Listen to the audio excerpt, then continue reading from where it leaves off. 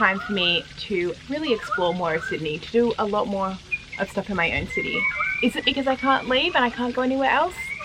Yes, but also it has come to my attention that there are a lot of really cool things in Sydney that I've done once or twice and then I just never do again. And I think that's just what happens when you live in a city that has a lot going on. You just sort of like go to the same cafes and do the same walks all the time.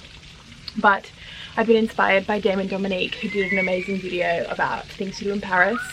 And I'm like, okay, I should just do the same thing in Sydney. I'm gonna go out, do all the things that I love doing but haven't done for like 10 years.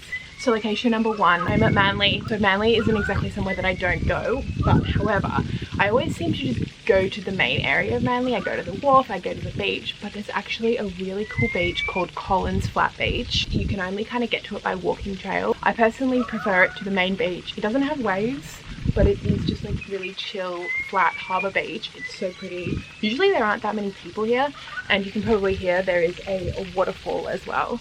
So yeah, it's a really beautiful place to just like come spend the day, which is exactly what I'm doing. I've packed a little picnic lunch, I've got a book to read, and I'm just gonna enjoy.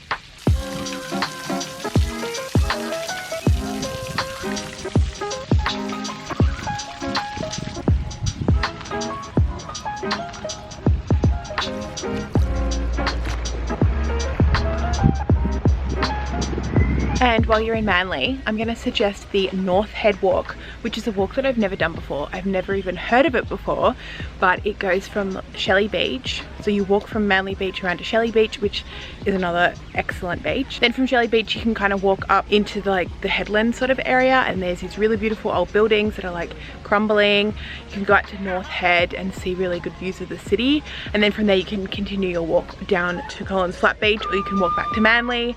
It's really beautiful. I just can't believe I've never even heard of it before, but yeah, thumbs up, I approve. And now it's time for location number 2.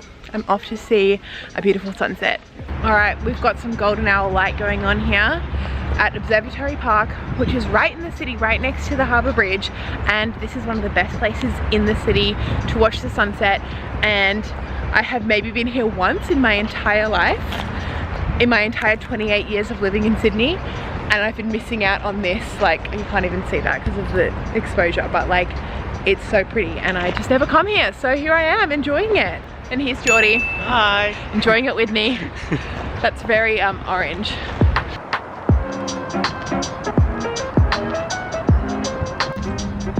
Currently making Geordie take photos of me.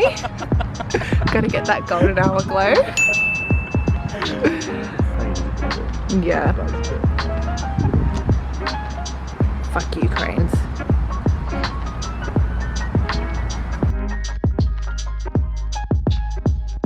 So there are plenty of places around the city that you can see the sunset. This one, I reckon, is the best because you get like a vantage point. Again, it's like totally blown out. You can't see what I'm seeing. There you go. But you got that like hill, so you see it. Most of the places you're gonna see buildings or more buildings, I guess. Where else is good to sunset? There's a place in Queen's Park in like the top corner that's really nice. It's up on a hill and you can sort of see the skyline and then the sunset. That's really pretty. And I personally love Blackwattle Bay because you see sort of like the sun setting on one end, but then you look towards the city and you just see the golden light reflected in all the buildings, and it's really beautiful. Like the city kind of like lights up. I really like it. Oh, there's a place in Dover Heights called Dudley Page Reserve. That's a really good sunset. They always go there for like bachelor dates, or at least maybe they did once, and I saw it and was like, oh, that's nice, I'm gonna go there. Yeah, that's really pretty, but I think this is the best. Anyway, on to location number 3.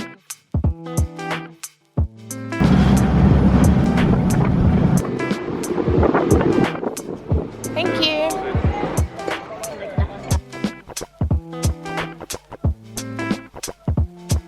Okay, Cockatoo Island is literally one ferry stop away from Barangaroo, but it's something that I always forget about, and I always see that it's an option to come here. It's pretty cool and it's got quite a history. Unfortunately, at the moment there are heaps of seagulls.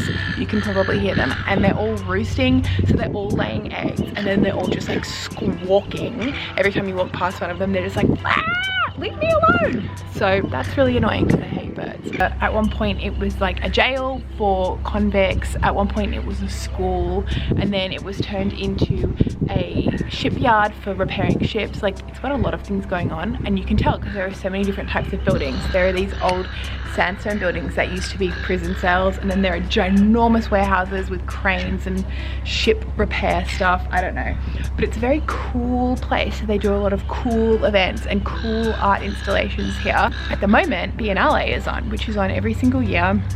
This year it's a really cool collection of indigenous art from around the world. It's amazing. I would say come and see it, but it ends on Saturday, so just come here anyway.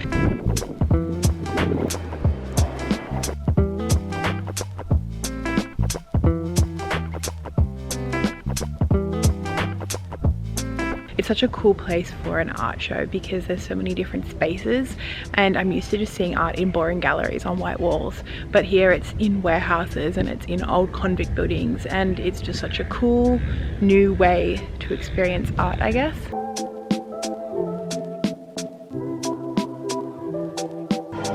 This room is haunted. I can feel it. So in summer, this is definitely a place you want to come because you can sit down by the water and have like a cute little picnic. There are heaps of different picnic places around the island. There's live music usually, there's different events, different things going on. At nighttime, you can do a ghost tour, which I will not be doing because I am way too scared. This place is super haunted. I feel the vibes already. You can stay here overnight. There's apartments you can rent. There's glamping tents that you can stay in, or you can bring your own tent and set up a little camp for the night. It's very cool, and it's literally super close to the city. It's 5 minutes on a boat. You kind of just forget that it's here, but it's such a fun option for something to do for a day.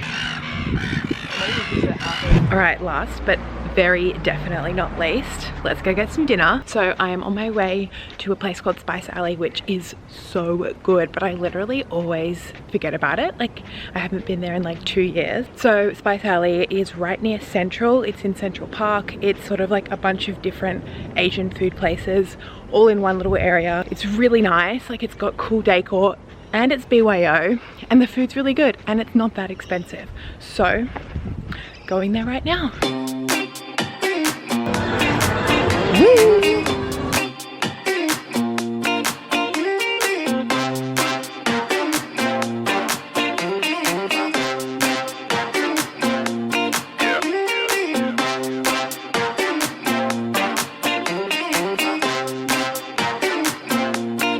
There are way too many options here, and I am so indecisive. I have no idea what I want.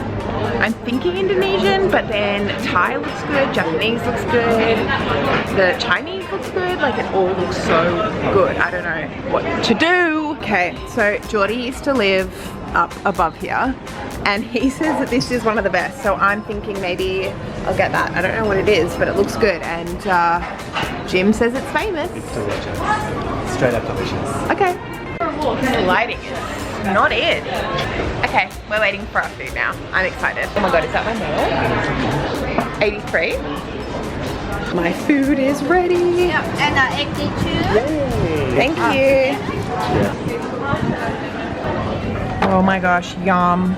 I got some Malaysian style noodles. We've got some chicken in there. I think there's some prawn and some tofu as well. Yum. What did you get? I never know how to pronounce it, but it is super delicious. Okay. It does look very good. And what's that? Pork? They're like crispy pork rolls. Oh. They kind of look gross, but they're just like so tasty. Okay. Incredible. Bon appetit. Oh, yes, look at that. Gosh, I love a good noodle. Yep, clearly enjoyed that. Very, very good. Okay, that was delicious. And then if you want dessert, you can walk all the way to the end and come to Koi Dessert Bar, which is like really fancy dessert. Oh, it's closed. Well, take my word for it. It's really fancy desserts made by Reynolds from MasterChef. Well, that was a dessert fail, but a dinner win. Very delicious. The light here is, again, not great. But, yeah. Thank you for watching my video. Hopefully it's inspired you for some cool things to do in Sydney. And give me a thumbs up if you enjoyed it. And I will see you in my next one. Bye.